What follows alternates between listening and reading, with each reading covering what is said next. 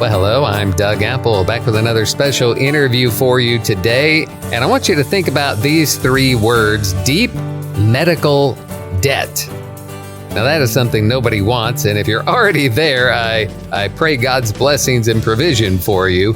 But deep medical debt, that is something that can be avoided. I'm looking at a new article that came out from PBS, and it says that there are 15 million Americans with $49 billion in unpaid medical bills that are in collections. Nobody wants their bill to go to collections. Then it says there are 100 million Americans that are working to pay off past due medical debts. And then there's this quote from Neale Mahoney. He's an economist at Stanford University who studied the effects of medical debt throughout his career. But he has this quote. He says, "More than any other form of financial distress or debt, medical debt is the result of bad luck, not bad behavior." And so that's what I want to talk about just a little bit today with Mike Sharman of Share Healthcare. They bought a little airtime here on Wave 94. You've heard their ads, but now we're going to go into this idea of deep medical debt. And Neale Mahoney, and I understand what he's saying, is that when you go into a deep medical debt, it wasn't because you were outperforming criminal behavior, but he said it's a result of bad luck. But I want to say this, though, that it's not just bad luck that can put you in deep medical debt. It's lack of planning. Looking ahead to the future, you can avoid deep medical debt, and Share Healthcare can help you do it. And Mike Sharman's here with us. Mike Sharman, talk a little bit about this idea from this article and this economist at Stanford about the idea of going into deep medical debt.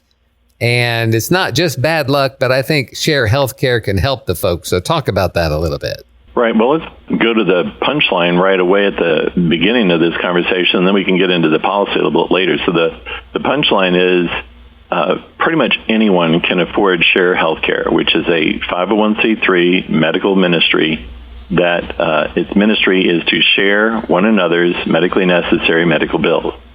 And so it's $149 per month for a single, $249 for a couple, $349 for a family of four, and then $50 for every person after that. So pretty much anyone can afford it. That's why it was structured, and what it's for, too, is to help one another avoid these type of problems of deep medical debt or just the deep expense that purchasing insurance would be. You know, I mentioned $349 is a family of four for Share Healthcare. The average health insurance across the United States right now is right at $2,200 per month. So deep in debt one way or deep in your budget in another. So that's the punchline. Now, the policy issues that are raised in this article that you mentioned are manifold. First, the article is really about a proposed rule from the Biden administration that supposedly would be, I say supposedly, you'll understand why in just a moment, supposedly would translate to more financial relief for those Americans, 15 million Americans who have that $49 billion in unpaid medical bills. All right, so the rule, though, the reason I say supposedly, the rule's not going to change a thing. There's really only three major credit bureaus, and that's Equifax, Experian, and TransUnion. Well, last year, they did voluntarily what this Biden rule is going to mandate. And what that is they took off of the credit report medical debt. So the three credit bureaus, and there's really only three, voluntarily removed the debt off of the credit report. And that's what the Biden administration would do. They just saw what is already going into play, going to be done, and they did it. So then let's look at the next thing in this article. 15 million Americans have $49 billion in unpaid medical bills in collection. Okay, so the amount in collections is $49 billion in retail. Well, if it's in collections, those collection agencies bought it at a discount, and they'll settle it at a discount. And they would have bought it at a deep discount, and they'll settle it for at a minimum of half of that. So it's at the most, this is really $25 billion. Which is, nothing to, sneeze at. It's a significant amount, but it's half of that claim there. Then the next thing they mention is an estimated 100 million people in the United States have medical bills or dental bills that they're paying off. Well, Doug, I imagine that you and most other family men throughout your children's grown-up time would have been paying off a doctor bill just regularly. Mm-hmm. You probably would have paid in cash or with what you had or whatever. I mean, that's just what folks did, right? Yeah. Yeah, so that wasn't any massive problem, and it still isn't a massive problem. Every hospital, every medical provider has a payment program that they are more than willing to do with people. In fact, normally what they say is, hey, we're not worried about the people who are paying on their bills as in payments. Mm-hmm. We're worried about the government because, remember, we've chatted before about how the various government-imposed things are creating just ignored bills by the government and the government exchanges, which is creating a lot of problems for particularly rural hospitals. But the next statement in it is quasi-true. Medical debt is the result of bad luck, not behavior, which is mostly true. But what about people who have gotten their health problems because of their bad behavior? Yeah. Homosexual couples have the highest rate of domestic violence. They're probably going to the hospital for that. Mm-hmm. Excessive alcohol drinking is one of the major causes of a wide range of healthcare problems. Tobacco is terrible. So there is bad behavior that results in higher medical bills. Now, Share Healthcare, as I mentioned, is a Christian ministry. And it's not just the ministry is Christian, but all of our members are. And we all know by going to church that not everybody sitting on a pew is a perfect person. In fact, everybody sitting on the pew is imperfect and imperfect in different ways. But collectively, we live better than those outside the church. And so collectively, our medical bills are much less. In Share Healthcare, if you use tobacco in any form, you don't get to be a member. It doesn't matter what church you go to. Just a tobacco user, you can't be a member.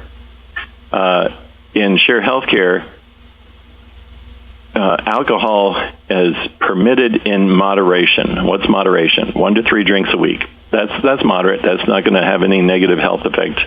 And so because of those 2 different exclusions of no excessive alcohol, no tobacco use at all, and then also no use of any illegal drugs or even marijuana where it's legal. So all of those things together combined, those are bad behavior issues that we don't have, and so our members don't have to share. What's the impact? Well, remember, $349 for a family of 4 versus $2,200.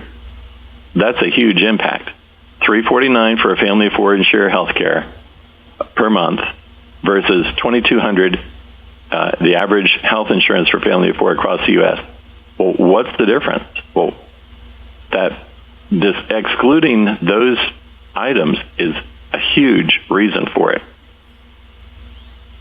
Then one of the other things in that article that I don't think is accurate at all says if a family with little wealth got a $1,000 medical bill, Haynes said, that could send them into a tailspin.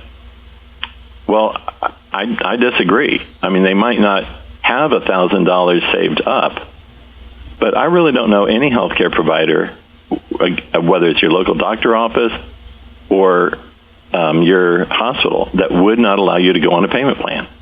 And I might be being naive. There might be some out there. But that normally is something you can really work through.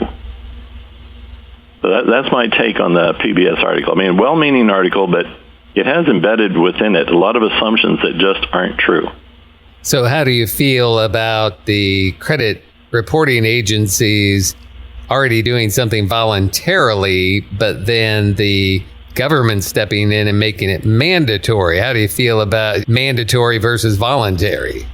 Well, right now we're in our political election season. I think my cynical self says it was just something the Biden administration figured they could do that would look good, that wouldn't have any opposition. They can say, because the article mentions that Kamala Harris came out to announce it, they could say, look, we're doing something about this terrible problem of medical debt. Well, no. Now you're just mandating what these folks had already voluntarily done. Your rule is going to have a whole lot of ifs, ands, or buts, or fours. So, and it's also, that camel gets its nose under the tent. Who knows what next they're going to be doing? Mm-hmm. But what the three credit bureaus did, Equifax, Experian, and TransUnion, is what we want the large actors in our commercial lives to do. And that's do the right thing because it's the right thing. You don't have to wait for government mandates to do it. And they did.